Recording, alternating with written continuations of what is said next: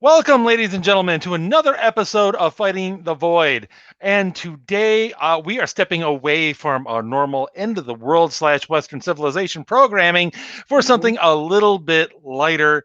We're going to hop into the Wayback Machine and go all the way to the last movie of the Star Wars prequels. No, we're not dwelling on the train wreck that is this Disney trilogy. We are talking about kind of Lucas's last hurrah in the Star Wars universe, Mhm. and that is, of course, Star Wars Episode 3 Revenge of the Sith. Yeah. Now, typically, though not always, typically, this is regarded by people as the best of the prequel trilogy. And that is true normally by people who like the prequel trilogy and by people who hate the prequel trilogy. Yeah. So even like, and I definitely fall into this category of people who think it's the best of that trilogy. And I've made no secret of the fact that I seriously dislike this trilogy. So Yeah. in that regard, I consider episode 3 kind of the best of the worst, Yeah. which is to say that I still don't exactly have a very high opinion of it. It's just that it's less crap than the others. Now, Mr. Blake here, he has a different opinion. He believes that it is actually the worst of the worst. Mhm. So, to discuss this and to explain to Mr. Blake why he's wrong, or he can explain to me why I'm wrong, Mhm. whichever it is. Well, we thought we'd just have a lighthearted back and Yeah. forth about something that doesn't really matter all that much, Of because course. every now and then you need that. Absolutely. We need to like get out, blow off some steam, and just have a lot of fun. And though I will say, like, there are heroes on both sides, like to quote the opening text. But yeah. By the way, I will say this. I on the one hand, like people watching this are maybe wondering, okay, how is this even relevant, even in the context of Star Wars? Because we're long past, in a way, kind of long past the any debates over like the qualities of the prequels, right?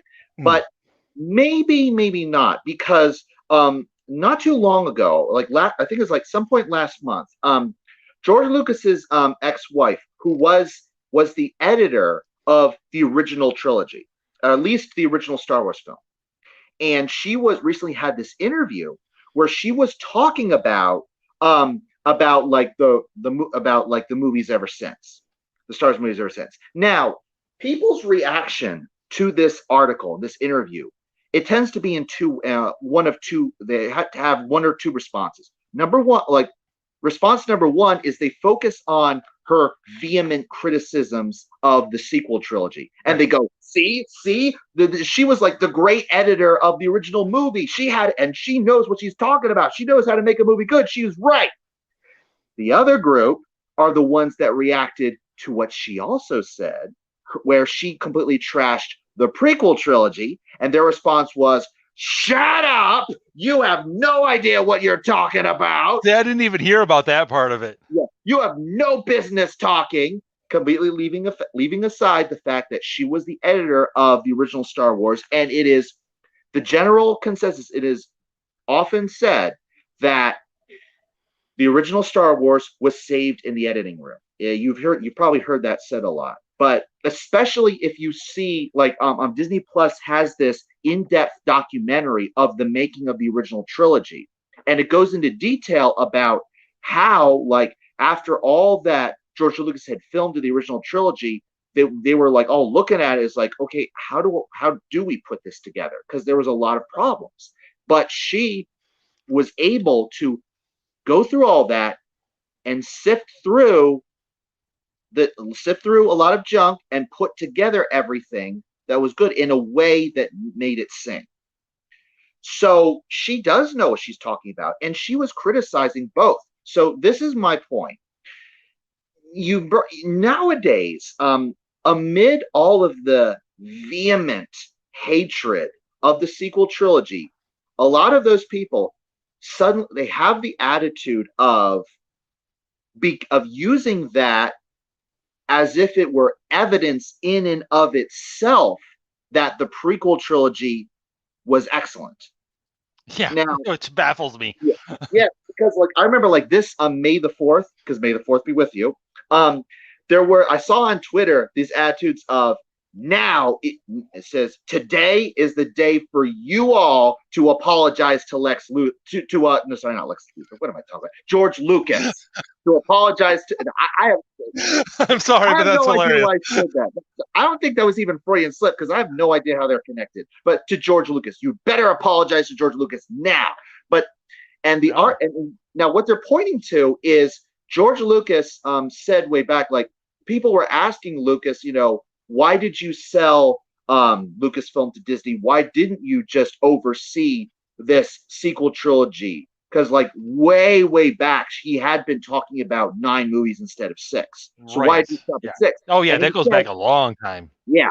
And his reason was, well, because, people didn't like, the prequel trilogy so much. So I kind of lost any faith in it and so on, which is okay. So now the argument is it says George Lucas deserves your apology because you people dared to criticize the prequel trilogy so much. So he had to sell it. Yeah. Okay. But here's the thing. You mentioned that in a way, Revenge of the Sith is Lucas's swan song to Star Wars. Mm-hmm. In a way, it is because he directed and wrote it, but he only wrote and directed of the original trilogy. He only wrote and directed the first one, even though he oversaw the whole trilogy. So, and it's still his baby. Mm-hmm. So, but the thing is, right after Revenge of the Sith, he and his new sidekick Dave Filoni created the Clone Wars series. Yes, of course. Yeah. And here's the thing. Clone Wars went a long way towards redeeming in a lot of people's minds the prequel era. Like giving it a whole okay, if you leave it at era, yeah, the era. Fine. If you say movies, no. Yes, I agree, and that's where I'm going with this. Okay.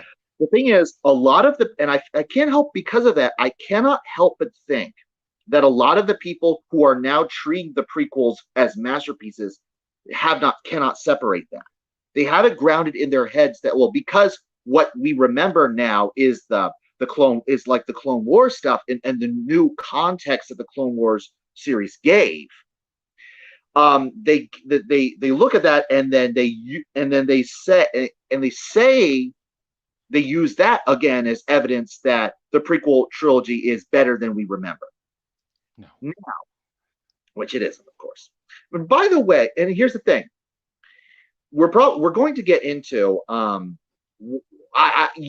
many people who have like followed me like on Twitter and so on have noticed that my common nickname for Revenge of the Sith, kind of like halfway to irk people, partly to irk people, is I call it Revenge of the Idiot plot, because a lot of the stuff that happens in this movie does not make sense, especially if you've been following the prequel trilogy up until now. But then a lot of when I bring up these issues, people point to, well, it's explained in Clone Wars that, or it's explained in the books or the comics that, completely forgetting that none of that existed when that movie came out.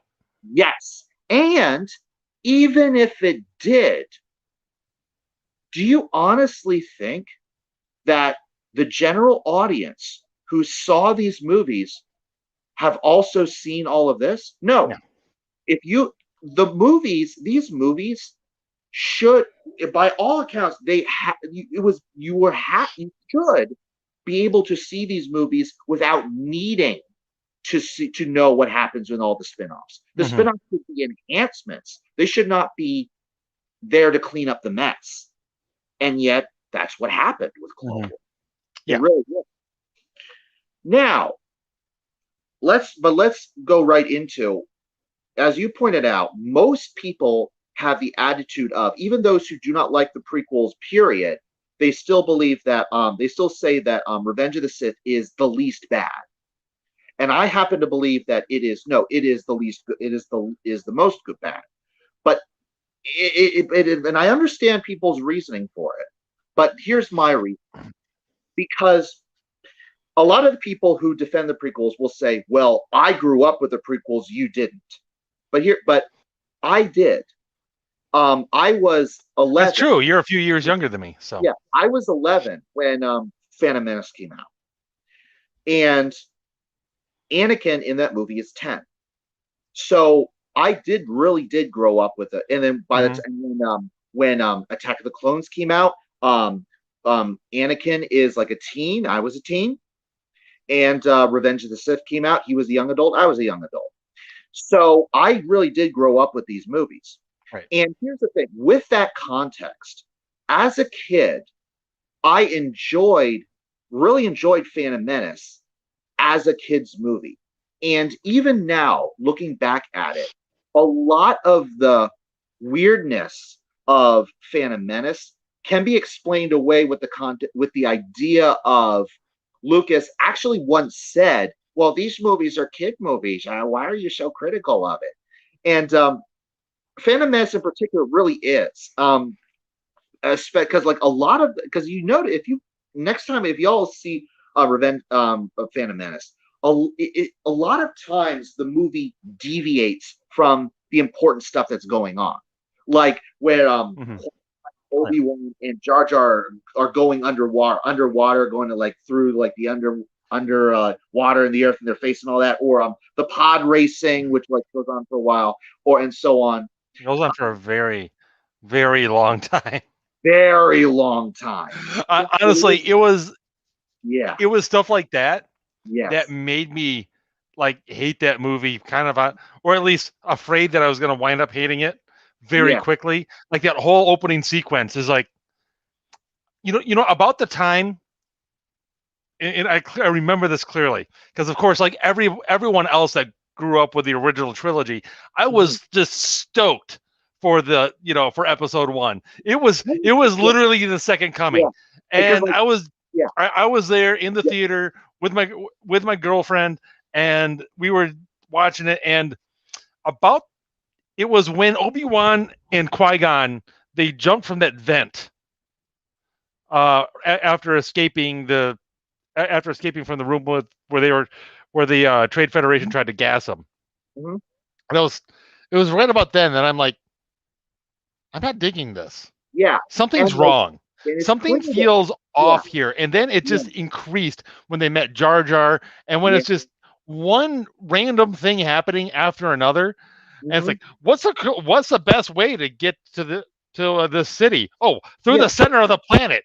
That makes perfect sense. And facing like giant sea monsters too, and all that. Oh yeah. So and also like even like going to Jar Jar, like it's clear slapstick humor. Even like we had goofy humor in the original trilogy. And by the way, like even as a young kid, like in the first years, my parents had they borrowed the VHS tapes of the original trilogy, not the special edition, by the way. It took me a while to finally see the special editions, but like I saw the original cuts of the original trilogy, and I was like, I dig this. And then when episode 1 came out, I was like, okay, but like Jar Jar was like, but even the original trilogy, it did have some zany humor with C3 R2 and 3PO, and it was pretty much just centered around the droids, really. Yeah, and the Ewoks too, and even the Ewoks were like dead serious compared to Jar Jar. But look, again, as a kid, and kids shows can be full of slapstick. So I got a kick out of Jar Jar. That is how merciful I am to things. That is extremely merciful, especially when and my now 13-year-old daughter, we were talking about this the other day, and I remember clearly when I decided, okay, I'm going to give my kids a chance to watch the prequels, right? And this was years ago now. Yeah. And she was probably like 4 or 5, something like that. And we're watching episode 1, and Jar Jar's on screen, and she looks up at me and it's like, Dad, is that a bad guy? I'm like, yes, he is. Totally. Because and of course Lucas was Mr. He turns to Steven Spielberg when they're looking at the dailies. He's like, Jar Jar is the key to all this, and I don't recall. Which is more proof that Lucas should just stay away. Yeah, definitely. And I don't believe there are any records at all of what Spielberg's reaction to that was. But it was probably like yeah, sure, George. Yeah, okay, whatever. Let's Well, move on. yeah, it was probably along the lines of his reaction to George's ideas for Indiana Jones and the Kingdom of the Crystal Skull, which Yeah, is like, no, George, no, George, no, George. yeah. You know what? And Fine. apparently, We'll make the stupid movie. We'll make your stupid yes, alien. No, I'm sorry, interdimensional being Indiana Jones movie. Will you just shut up and leave me alone about it now? And by the way, didn't they? I remember like when the video cassettes of the Indiana Jones trilogy came out in like a box thing, and they had like the behind the scenes stuff, like the story like after the movies, where like Lucas and Spielberg and Harrison Ford like give their commentaries after the movies are done. At the very end of the commentary after Last Crusade, Spielberg is like, people have asked us about, the fourth movie, and on the other hand, I filmed the final shot of Last Crusade to see if it were, so that could look like a good send off. Yeah. But we have the script and it's all finished. But that was years before Kingdom of Crystal Skull, because they had a script. But then Lucas called up George and says, hey, since Harrison Ford is older and we're going from the 30s to the 50s, the 30s was like the era of like a movie serials and all that, and that's what, the original trilogy is based off of. But we're in the 50s, and the 50s was the golden age of sci-fi. So why don't we get more sci-fi? We'll bring in, interdimensional beings and so on.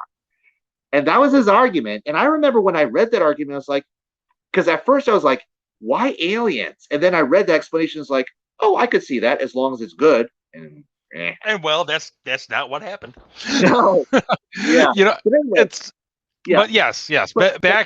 Circling back to the Sith. To Jar Jar. But again, I am merciful towards Phantom Menace, because for all the cringe and all the corniness, there is still all of that extra stuff that's thrown in. Gives it the context of this movie was flat out made for kids. And all that stuff, like the pod race and all that, that was to sell toys. It was specifically oriented towards kids. And along those lines, Attack of the Clones was for those kids now being teens, that it's more of a teen angst movie. Hence, so much angst. Super cringe. I hate sand. It's all, it's coarse, angry, irritating, and it gets everywhere. Yeah. Looks at me, not like you. You're everything soft and smooth. My sister insists that the line is really not like here everything's soft and smooth. I don't know. I always heard it as you, but whichever it is bad.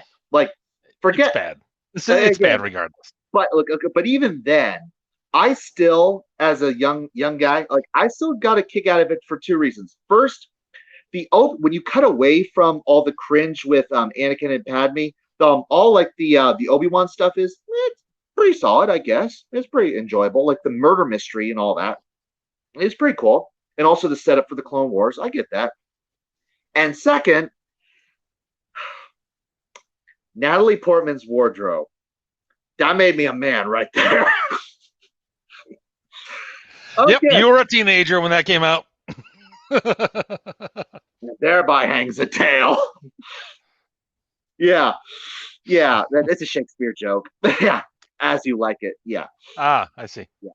Yeah. It's like from hour to hour, from ore to ore, we write and write, from ore to ore, we rot, and thereby hangs a tale. And if you have no idea what I'm talking about, go to the YouTube channel Shakespeare on Toast, where like Ben Crystal and his father, like this actor and his father was like a linguist, looked into like the original pronunciation in the Shakespearean era, and then from that we can actually better understand what Shakespeare was writing, and it actually makes it easier to listen to, if you can believe it. But yeah, anyway, but with all that, the two movies still had the exact same problems. Lucas cannot write dialogue to save his life, especially romantic dialogue. No, not even close.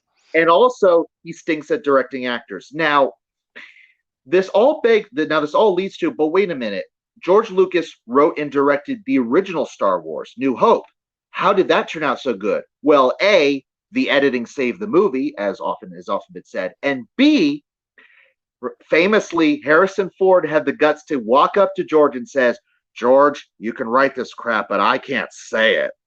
So Lucas backed down and let the actors basically say the lines their way. Well, And from that, yeah, that gets right to exactly something I was going to say. George yeah, Lucas, when writing and directing Episode 4, was yeah, not yet the George Lucas that we know. He yeah, was not he was not a Hollywood legend at that time. yeah, He was not the guy that you just don't say no to.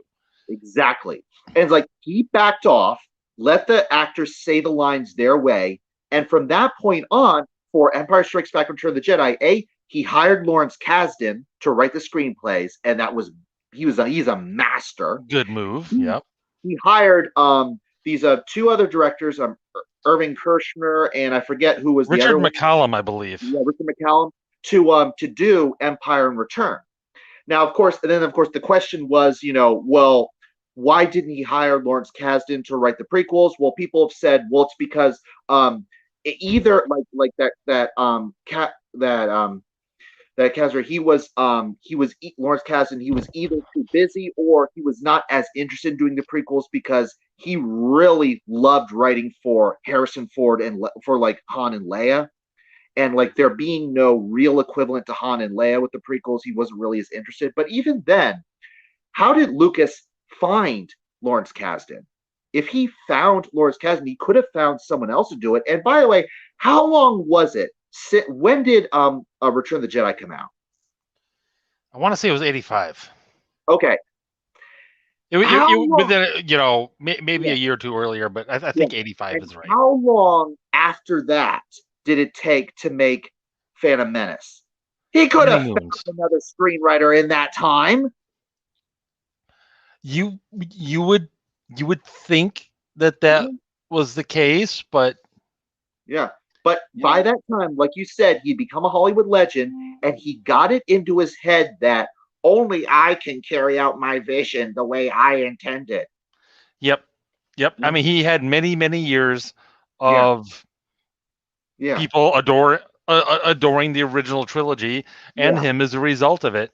Yeah. And he just, no one had the balls to say no to him. Now, but now specifically, why is Revenge of the Sith so terrible in your eyes? Well, I was actually going right to that because the two things that made episodes 1 and 2 cringe was the bad dialogue and the fact that when Lucas has his strict hand directing the actors, they ain't doing so good.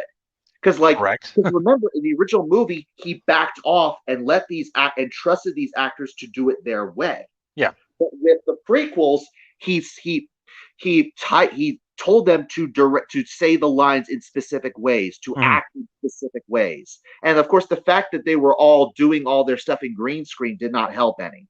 But now, certain actors were masters enough to somehow muscle past that, like Liam Neeson, for example.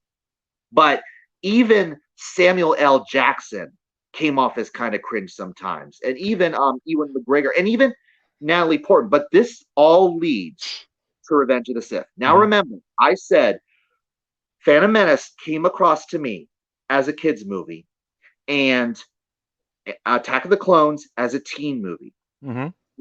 But Revenge of the Sith, which, remember, has the exact same cringe problems as Phantom Menace and Attack of the Clones, but it doesn't have either of those excuses because what people will point to as to why they think it's the best is because it's the darkest one.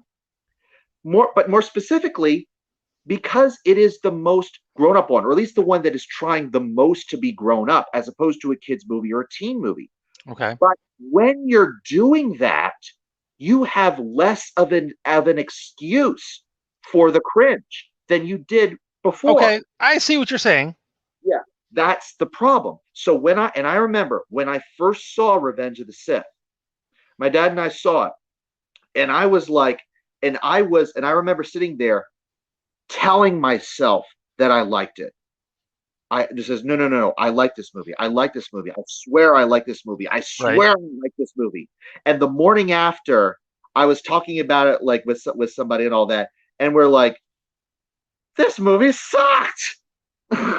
Because and again, I was telling myself I liked it because of what most people point to as the best things about the movie as the action, because Lucas is good at action scenes.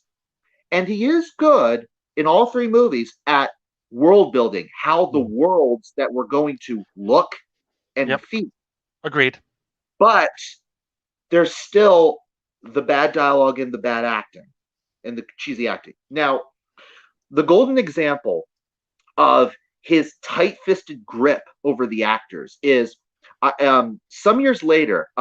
When a friend, there's a good friend of mine and I, Aaron was his name, and he and I, like, he had, like, the DVDs of the prequel trilogy, so we looked at Revenge of the Sith, and I had not seen Revenge of the Sith ever since the release, but this was like a few years later, and I saw it again a second time. I was telling myself, maybe I was giving it a bad rap, and then I'll like it better when I see it the second time.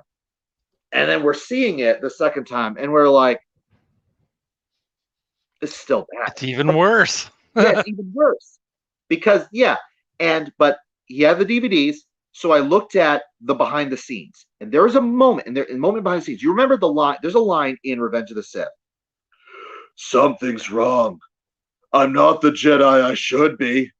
I want more, even though I know I shouldn't. Now, there's a moment behind the scenes where Hayden Christensen, which one of the worst things that have ever that in the people's reaction to the prequels is to blame Hayden Christensen on how bad his Anakin came across. I don't have any patience for that sort of thing because they acted like it's all his fault. Yeah, but it's not. This moment that I saw in this behind the scenes completely disproved that forever. He's doing that scene. He and Natalie Portman are doing that scene, and he's doing it that line more naturally. You're like, something's wrong. I'm not the Jedi I should be. I want more, even though I know I shouldn't. And what does Lucas do? Cut. Hayden, that was very good, Hayden, but let's do it again, but do it with a lot more feeling. Cue the version we know and hate. Lucas made him do it more intensely, more like a bad soap opera character. And also that same went for Natalie Portman, because her whole speech to Anakin on Mustafar was like, Annie, you're breaking my heart. You're going down a path I can't follow. And then I'm just watching this, and I was like, Natalie is better than this. Oh, yes. And she knew she was. And she is actually on record saying that what she did, like in Revenge of the Sith, the way she played in Revenge of the Sith nearly destroyed her career. Because I'm sure. In fact, I have no doubt that that was all part of the reason why literally the next movie she did was Closer, where she goes and plays a stripper to completely distance herself from that. And then even then, with Closer, most of Hollywood did not want to touch her, and Closer was like a risk someone's taking. But then Darren Aronofsky hired her to do Black Swan, and Black Swan solidified, no, she is a great actress. She is great. And those two, like Closure and Black Swan, ended the unfair disgrace they were throwing against her. Again, people blaming the actors when it wasn't. It was how Lucas was telling her. And by the way, and again, it was so ironic that, look, Phantom Menace and Attack of the Clones showed Natalie played Padme as Padme is a badass.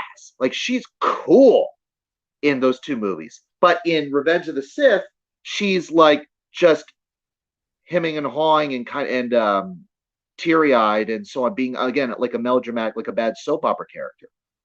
And by the way, also the deleted this brings me to the deleted scenes, and this is one of the worst things about it. I'm looking at the deleted scenes, and for Padme, there's an arc for Padme in the deleted scenes which is the origins of the rebellion, where Mon Mothma and Bail Organa are talking with her, and it's the seeds of the rebellion, because those two went on to be the leaders of Right. the Rebel Alliance. Mm-hmm. So like, and they're getting together and says, "Hey, look, Palpatine's getting more power. We need to come together and go against him." And that would have really redeemed Padme in our eyes watching this movie. But Lucas like cut that because, well, he kind of took the focus away from Anakin. Yeah, yeah. But that's one thing. But but also, let's go back to my pet nickname for Revenge of the Sith, Revenge of the Idiot plot. Where look, as I said, a lot of people, when I point to my problems with Revenge of the Sith, the plot of Revenge of the Sith, they point to how Clone Wars explained everything. And I was like, you shouldn't need a spin-off to explain why these characters are Completely acting. agree. Yeah. And again, like, it's funny because like a lot of the deleted scenes are alternate scenes where the characters act more sensical. Like Anakin, and like when Palpatine is telling Anakin, "Hey, by the way, Anakin, I want you to be a part of the council and like to be like my to speak for the Republic on them." Now in the original, in the movie we see, he's like more or less so, well, yeah, sure, okay, fine, and then he goes in and then he's like all shocked when they say no. But in the alternate scene, when Palpatine proposes that, Anakin's like, Chancellor, the council doesn't exactly like people butting into their affairs. I really don't think that would be a good idea. And Palpatine's like, look, Anakin, you're powerful, and like they need you more than you realize, and they'll understand that. And it makes a lot more sense for why Anakin does that and why he acts so surprised. But for whatever reason, it's so ironic. For whatever reason, Lucas thought the cringe scene was better. I don't know. But yeah. And then again, but going back to the opening text of Revenge of the Sith, there's a line in there. There are heroes on both sides. Now, okay. Yeah, what does that even mean?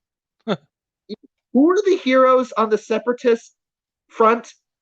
Grievous? Yeah, they literally never show anybody who could be considered a hero of the other side. Yeah. And then, of course, there was an episode of Clone Wars that the title was Heroes on Both Sides. And it was showing like some of like the leaders of like the planets that were like good guys. And again, the Clone Wars explains what does not make sense in Revenge of the Sith. Yep. No.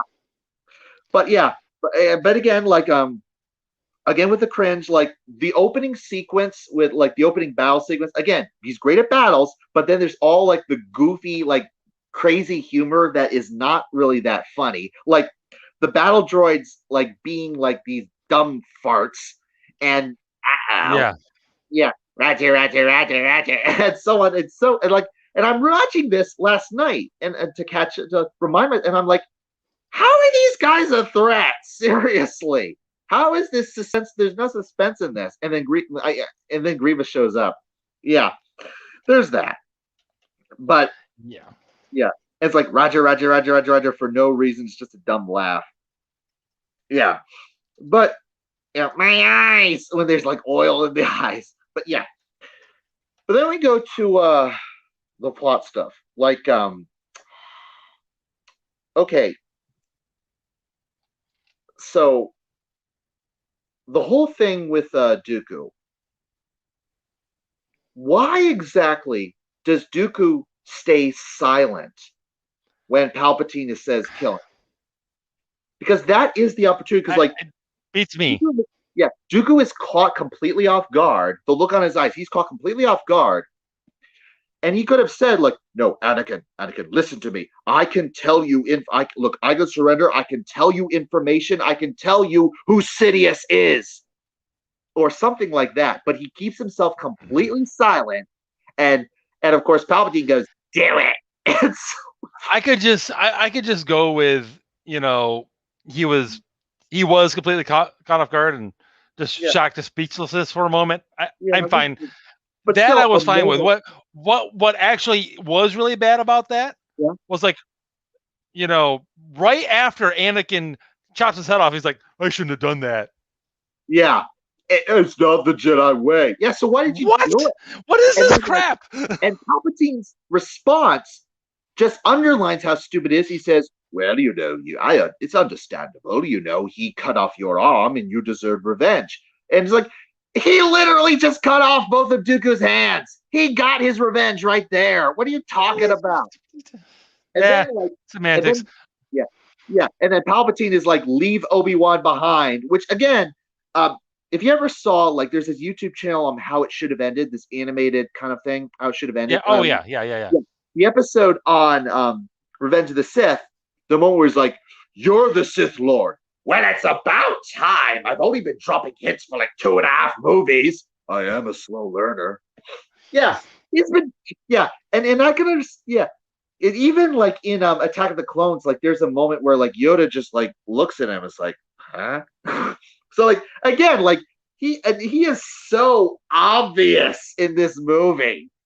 And I've said this. The ironic thing is, look, I will agree.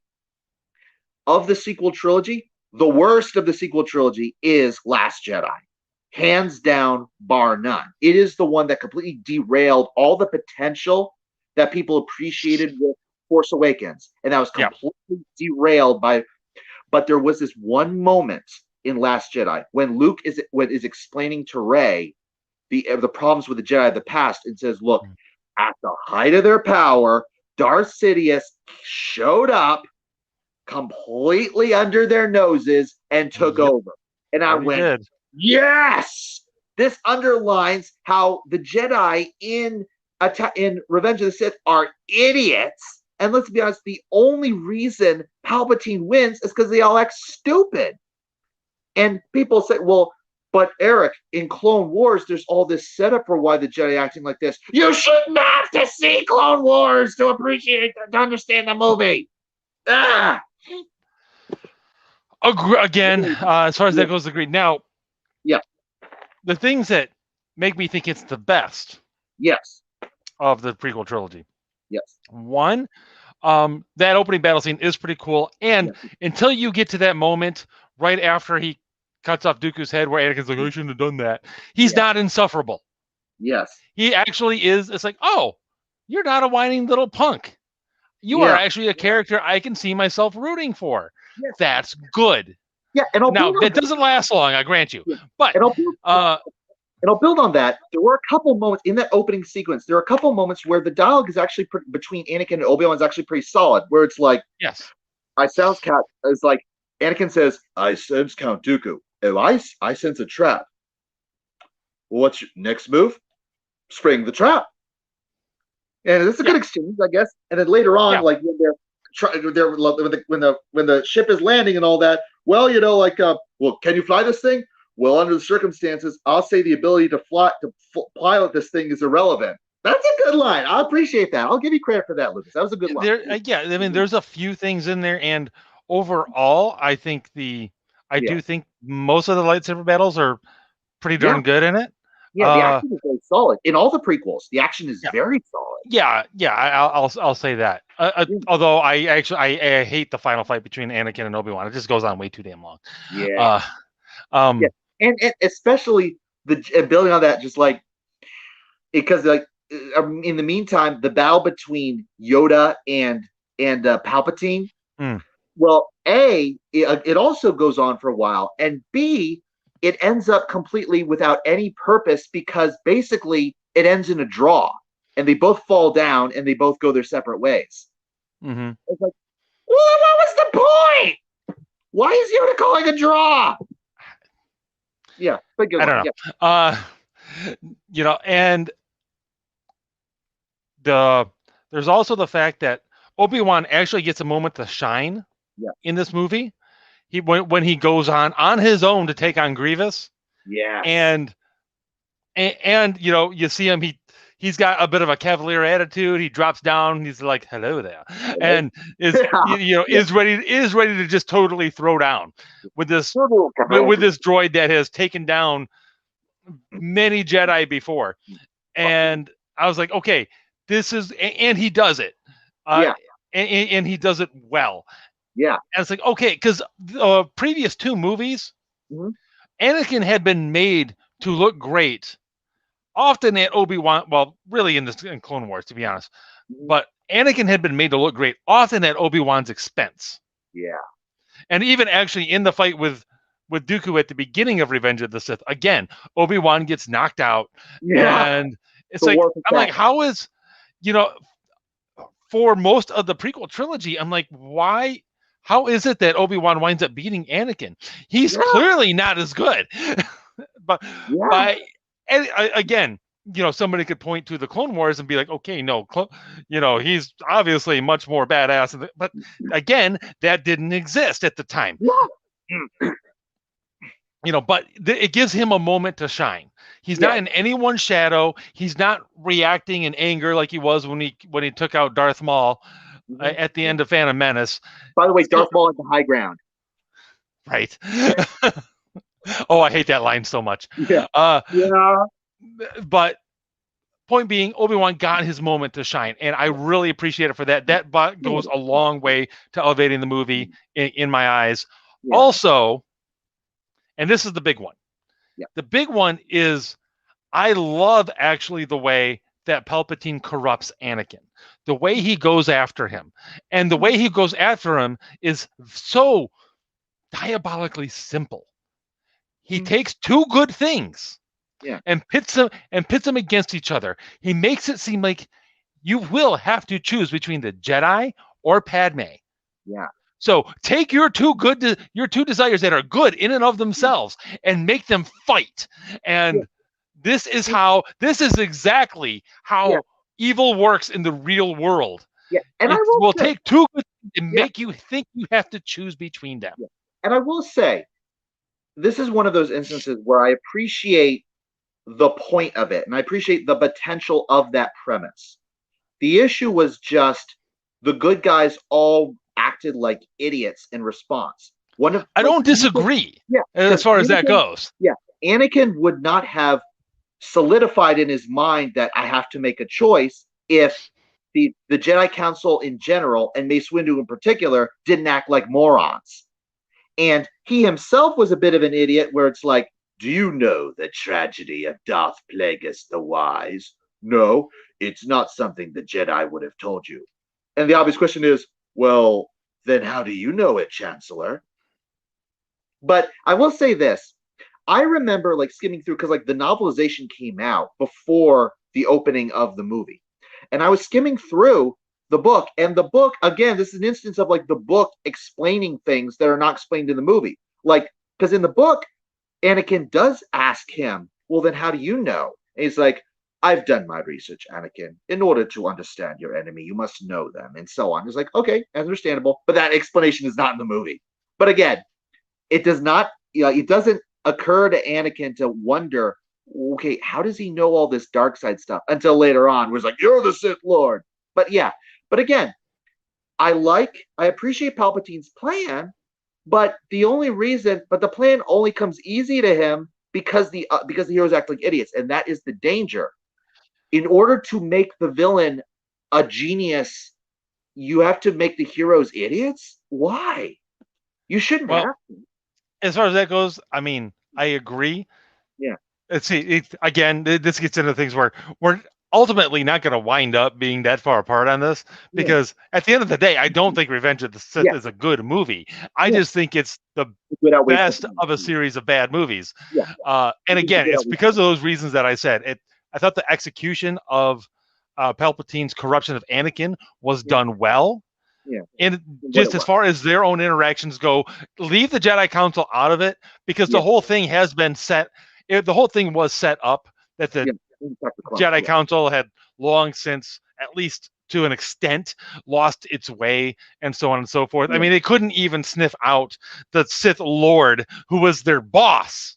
Yeah. Okay. So the fact that they're acting like idiots, clearly they are operating under a handicap of some sort, regardless. Yeah. So again, I'm going to be like, that's them acting like idiots is part of the fundamental premise of the whole prequels. Yeah. But this is very interesting because the one of the main reasons that I could not accept it in Revenge of the Sith was because by contrast, I mean, looking at that while in Phantom Menace and Attack of the Clones, they really did not seem nearly as stupid as they did in Revenge, because especially Yeah, I would disagree. because Mace Windu and Yoda are like talking about, okay, like obviously blind are we, if creation of this clone army did we not see, and then Mace Windu is like, do you think maybe we should go public on the fact that our powers are like getting like limited? No, like if informed the council is like only the dark side of the Lord of the Sith knows our weakness. And it's like, and then I understand these things, and of course Mace Windu is much more admirable in Attack of the Clones. Certainly, like he's like, people considered him like the coolest character, but then suddenly in Revenge of the Sith, he's this stuffy schmuck. Like, okay, the funny thing is, in Attack of the Clones, he seems a lot more open to Anakin. Like he has to, when it's Obi-Wan is the one that's a little unsure about whether Anakin can handle what he's going through. And then Mace Windu reminds him, remember, Obi-Wan, if the prophecy is true, your Padawan, your apprentice, is the one who will bring balance to the Force. And in Revenge of the Sith, it's the other way. Suddenly, it's the other way around, where Mace Windu is unsure about Anakin, and Obi-Wan has to remind him of the Chosen One prophecy, which is like, okay, what? Okay. Well, to be fair, that's because he's had a lot of time to see Anakin and how he operates. Yeah, I guess. Yeah. But again, this is another instance of like, wait a minute, when did Mace Windu get get to be like a jerk? But again, Clone Wars has him more like increasingly over the course of the show, more kind of like a jerk, especially towards Ahsoka in the arc with Ahsoka Tano. Like the whole like the storyline which led to her leaving, where Mace Windu was like at the very end, where it's learned that that Ahsoka is innocent, and then they like all like Yoda is apologizing, Obi-Wan is apologizing to her, Anakin's apologizing to her, and Mace Windu is like, well, it was the will of the Force that this happened, and this was your test, and you are hereby granted, you are granted a Jedi Knight. And she's like, screw you, I'm out of here. Yeah. Like, what the heck, man? Yeah. But again, setup. And this is why, and this is why, like, there are things like I felt like it was not properly set up in the previous movies, and but on the other hand, there were things set up in Attack of the Clones in particular that were not paid off in Phantom Menace, especially the whole mystery of Master Sifo-Dyas and like the forming of the clone army. I've always thought that was like one of the dumbest things that they never followed up on. Yeah. Like honestly, it's. Yeah. I honestly, I always expected Dooku to be Sifo-Dyas. Yeah, but he was Tyrannus, was the other guy, but it wasn't. But again, Clone Wars explains it. I was like, why did you have to wait till Clone Wars? But even that explanation was stupid, because you had your answer in the prequels. Dooku was Sifo-Dyas. Dooku was Sifo-Dyas as he was turning. Yeah, but even then, like Obi-Wan was like, but Master Sifo-Dyas was killed almost 10 years ago. Yeah, but again, like it's so weird. He faked his death. He went to train with Palpatine. But although, like, again, in Attack of the Clones, like it's established that like, Dooku mentions that like that you forget that Qui-Gon Jinn was once my apprentice, just as you were once his. So Dooku was understood, and Dooku was once a Jedi, yada yada yada. So again, you could say that if Attack of the Clones had been written differently, it could have all flown better. But apparently, again, Lucas had so many questions that were asked in Phantom Menace and Attack of the Clones that by the time he got to Revenge of the Sith, he couldn't answer them all in one movie. Or apparently, I don't know. Yeah, it's. But again, so it's like, but again, it's like you're saying, like we do kind of come close to this, but it's just you think that the good outweighs the bad. I think the bad outweighs the good, which in a way is kind of sort of my attitude towards the sequel trilogy in a way, is that, but it's because our priorities are a bit different. Like the dialogue is not nearly as cringe in the sequels as it is. I would agree. Yeah, because and one of the golden examples in Revenge of the Sith, I have failed you, Anakin. I have failed you. I should have known the Jedi were planning to take over. See, the dialogue does not flow at all. Like How is he responding to what Obi-Wan says? It's like, Anakin, Chancellor Palpatine's evil. From my point of view, the Jedi are evil. Well, then you are lost. It's like, what? Now, by contrast, in Last Jedi, I have, like Luke says to Kylo Ren, I have failed you, Ben. I'm sorry. I'm sure you are. It flows. And it's the exact same kind of idea of what Obi-Wan and Anakin are saying, but it works a lot better. And it's maybe heresy, but like, there you go. It's so ironic that the worst of the sequels has that moment. Yeah. The thing is, and this is something where I definitely where I do agree with people who like the prequels. The prequels overall, like the bones, the overall plot, was a decent overall plot. Now, once you actually get down into the specifics and everything, it's awful. But like the overall plot, the basic skeletal structure is pretty good. It's just executed absolutely like crap. Yes. Whereas the sequel trilogy had no overall plot whatsoever, nothing at all. But the slapdash train wreck was there was a lot of lipstick put on that pig. Put it that way. The worst part is, like, J.J. Abrams had an outline. He had an idea for where the story was going to go. And then Rian Johnson comes in and throws that out the window. Because J.J. wanted, like, well, Snoke was supposed to be the villain for the whole trilogy. And it was supposed to be, like, each movie is supposed to focus on, have, like, one of the original three heroes as the center. Like, you know, like, Han was at the center in Force Awakens. Leia, I guess Leia was like presumably like, well, on the one hand Leia, on the other hand Luke was it, but it was supposed to be Luke and then Leia, but of course then Carrie Fisher died, so you had to like compensate for that. But again, but he was thinking like Rey was supposed to be the granddaughter of Obi-Wan, which then leads to like, well, then who's her grandmother? Well, if you've seen Clone Wars, obviously Duchess Satine. Obviously. But, which does feed the fan theory that Corky was actually Duchess Satine's son, but she said he was her nephew. But yeah, because she and Obi-Wan. Right. Yeah. All right, I'll take care of this, Obi-Wan. You go help your girlfriend. Right. Anakin, she's not my girlfriend. Forget it. But yeah.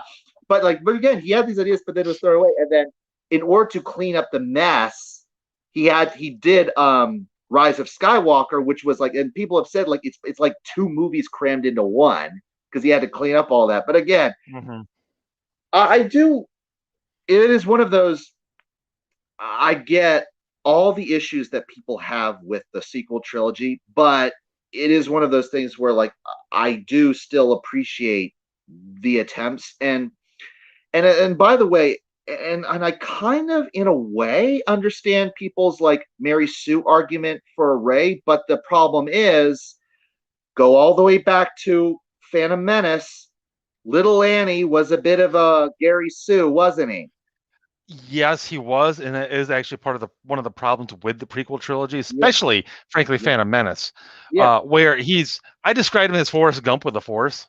He just always happens to be in the right place and always happens to manage to do the right thing. Now this is pod racing. He happens to be in the ship, and he happens to be the one who, by pure accident, blows up the droid control ship. Yeah, we could just magically. There's a perfect tunnel that goes from the hangar bay to the reactor. What? Yeah. And apparently the pod racing was supposed to set that up, but really, how? It doesn't at all. It's as far as Rey goes, Rey is absolutely a Mary Sue, and it's because she doesn't struggle at all. And to be fair, Anakin at no point in the first movie ever comes into contact with the main bad guys. No. Whereas Rey does right away, and pretty much makes him look like a chump multiple times. To be fair, Kylo Ren was shot in the gut by Chewbacca several times, so he was bleeding out. So if you're in a fight with anyone, no matter how good they are, if they were shot up and bleeding out, you are going to beat them eventually. Oh yeah. I'll So, but and as that far was as actually like, one of the things that I did to point out to yeah, sort of defend The Force Awakens, because The Force yeah, Awakens yeah, was not nearly as bad, and Rey's full Mary Sue-ness was not on display yeah, yet, because like, especially when yeah, there was still hope that she's going to be yeah, some shit, that she yeah, was going to be something that maybe yeah, even she had some training. And honestly, one of the things that baffled me when I saw Rise of Skywalker yeah, was the training scene where mhm, she's, Leia's training her, yes, very early. That was a deleted scene from Force Awakens. yes, How much grief would they have saved themselves with the critiques of Rey being a Mary Sue with no freaking training from anybody if they had had that yes, damn scene in Force Awakens? yes, How much again, would they have saved and themselves? again, and again, even again, like in Last Jedi, the best scenes were the ones that were cut. Like, remember, like Luke is giving Rey, he said he would give Rey 3 lessons, and we only see 2. Right. And that other lesson was a big mistake on her part where she sees some like this ship show up like against like those natives, and she immediately panics and is sure that, hey, they're being attacked. And that's why in the trailer she's running with the lightsaber drawn. Like she thinks they're girls, and then she goes in and they were traders, like selling things to them. And then the natives just look at her and they burst out laughing. And she's like humiliated. And then Luke goes to her and says, lesson 2, never run into any situation. It's like, yeah. So yeah, and also like in but he cut that out because Force is female. Yeah, but it also in Force Awakens, one of the tenets of a Mary Sue is that a Mary Sue has no flaws. In Force Awakens, she's a bit of a coward, isn't she? Like she's constantly afraid of the hero's calling. Every time she gets the hero's calling, she runs away.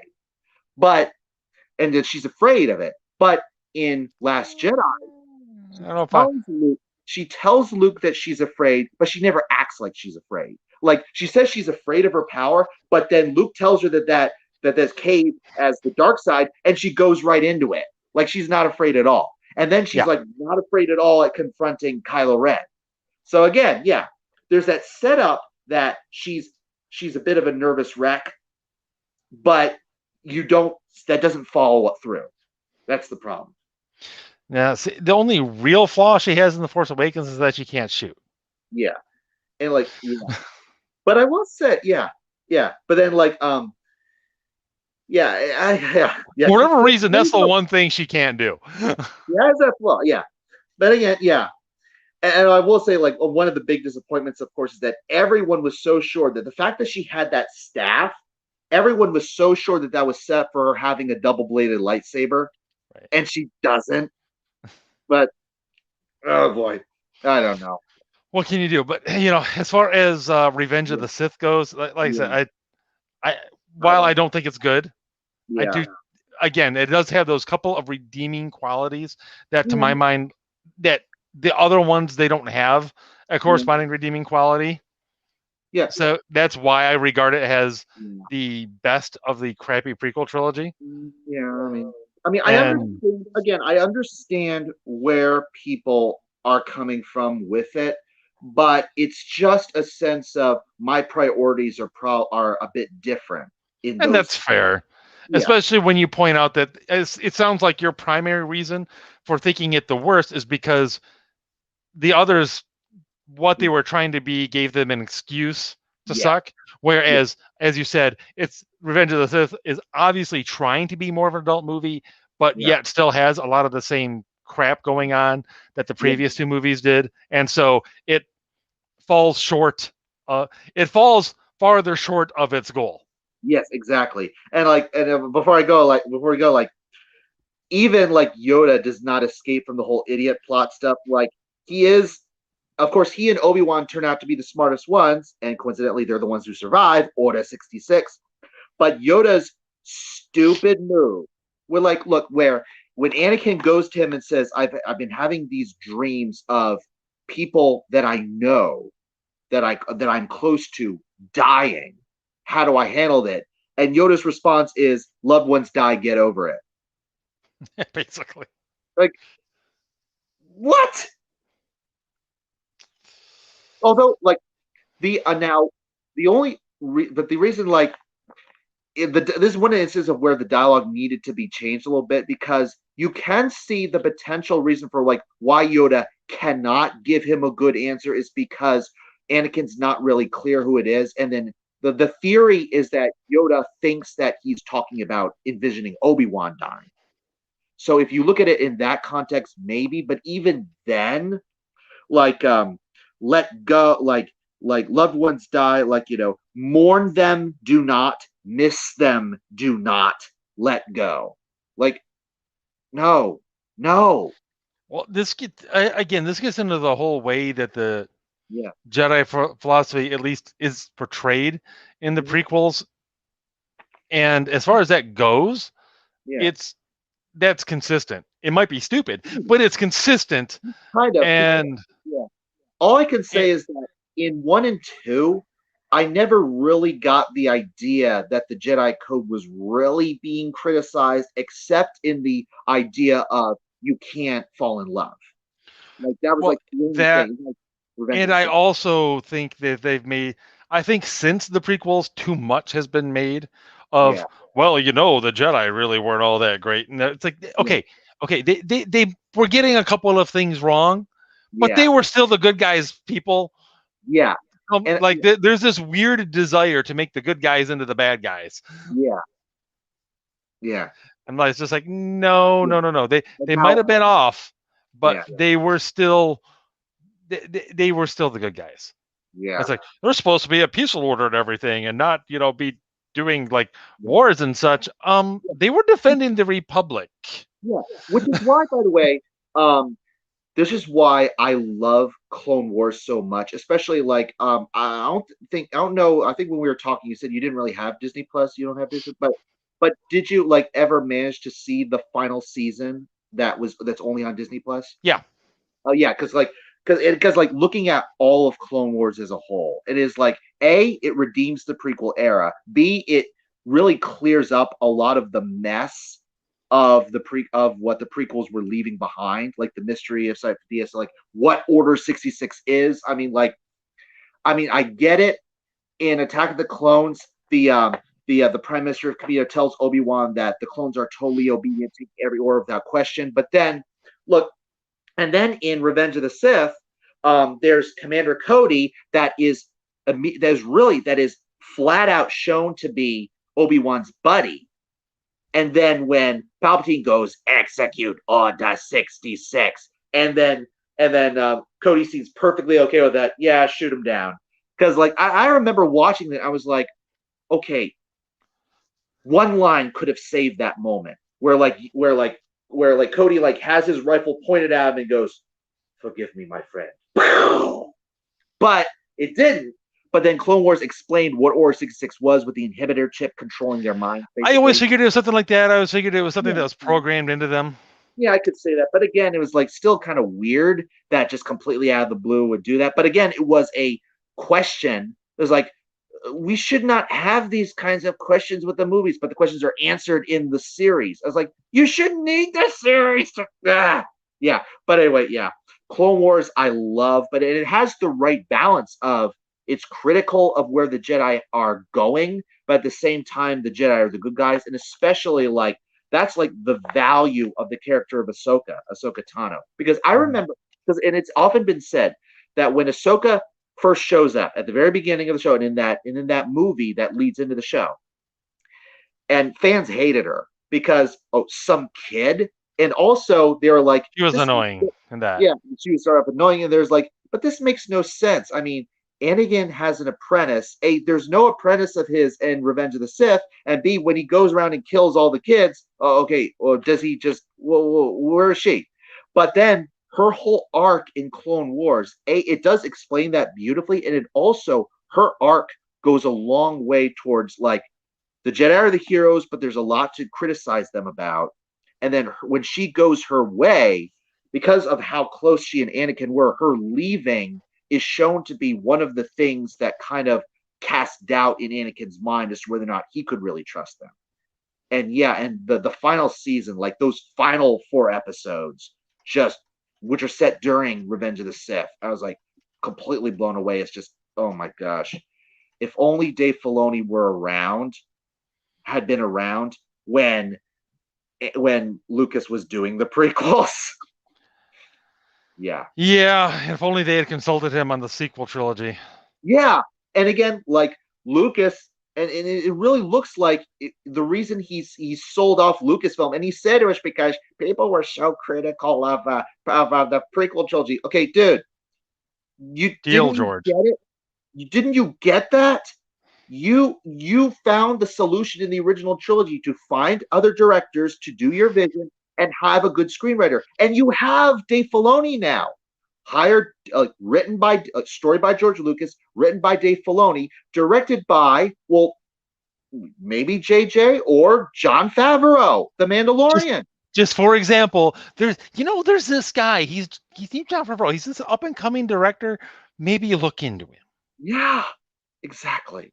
But it was, on the one Alas. hand, it was his own pride. On the other hand, it was like he was like took it so personally. Whereas like you could have learned from this, but instead he's like, no, I got to give it to someone Well, else. no, and he didn't learn. He didn't learn anything from it, Yeah, and then especially when you listen to his stories of yeah, how yeah, you listen to him talk about what his ideas for the sequel trilogy would have been. I'm like, no, that sounds awful too.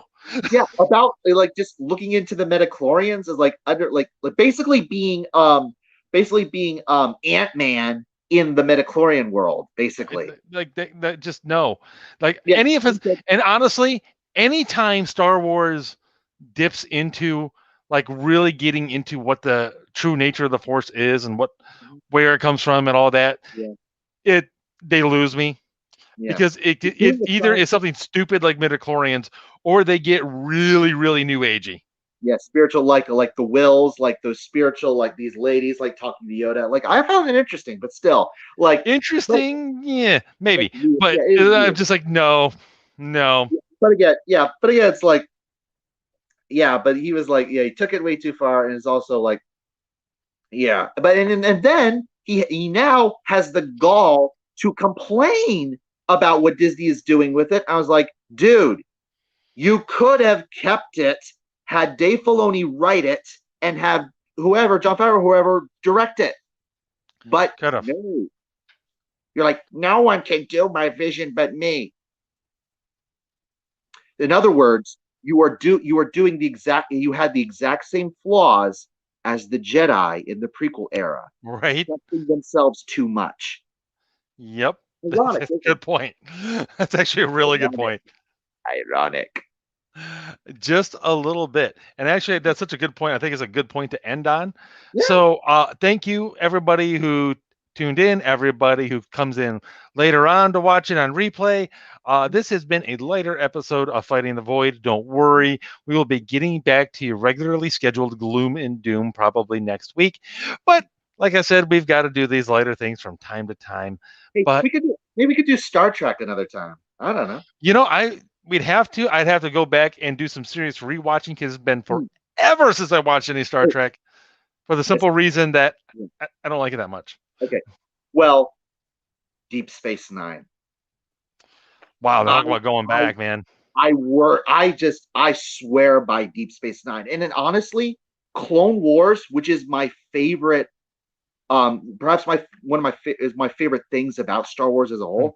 It takes a lot from Deep Space Nine. I'll be perfectly honest. It takes a lot from it, like its mood, its feeling, its looking at its character focus is very Deep Space Nine. But the problem is in order to get into Deep Space Nine, there's a lot of stuff in Next Generation that sets it up. So in order to understand what's going on, you have to watch some things with Next Generation. But you've probably seen a lot of it. But yeah, no. I have never watched a single whole episode of Star Wars: The Next Generation. Star Trek. Whatever. Sorry, that's Freudian slip. I've never watched an episode of Star Trek: The Next Generation, not once. The funny thing is, I actually, I think I did watch 1 or 2 episodes, actually way back when it first came out. I'm just like, I can't. I don't like the characters.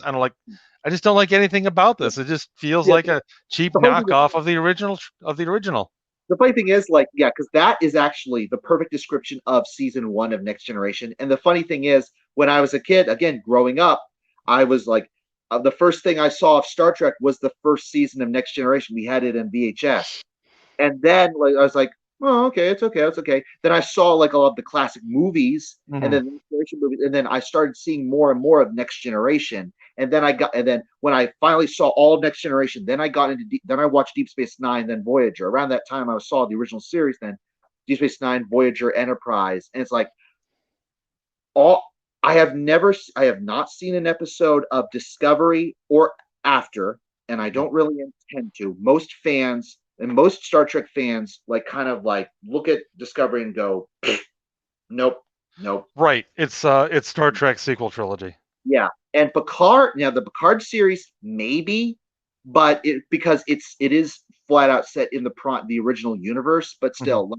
But I have seen every episode of the classic of the original series, even the animated series in the 70s, Next Generation, Deep Space Nine, Voyager, and Enterprise, which was and then I saw Yep. all the classic movies, and I saw all three of the J.J. Abrams universe movies. Hmm. And then I haven't seen any of the new stuff though. Yeah, But I did enjoy Enterprise actually overall. it is, I yeah, thought that was an interesting yeah. spin on the Star Trek world as a Mhm. whole. I And think I liked it. It was a little. I did think I liked it because it was a little more raw. yeah, it is. It's very raw, and it does like especially up to when with season four in particular really sets up a lot of what happens in the original series. The original series, of course, is 100 years or so after Enterprise, but it sets up a lot of the stuff that leads into the original series. Hmm. Yeah, But all right, I think let we me will have move to on. leave. Yeah, we may, perhaps sometime in the future we'll have to do some sort of Yeah, lengthy Star Trek discussion. But I will definitely have to yeah, do some rewatching for that because again, it's been a very, very long time since I've watched any Star Trek whatsoever, yeah. But whether I also, liked it or no. yeah, and as is often the case, like with shows that people often say, like oftentimes shows begin kind of iffy, kind of shaky, but Mhm. then they blossom into themselves and they become great. Like a Deep Space Nine is one of them, where season one is regarded as a relatively weak season, Hmm. but it does set up a lot that happens in the series. But then from that point on, the series really grabs hold, and it is, oh my gosh, it's great. Yeah. But there you go. All righty. All right. Yeah. Again, on that note, I think we will call this conversation a night. And well, Remember, until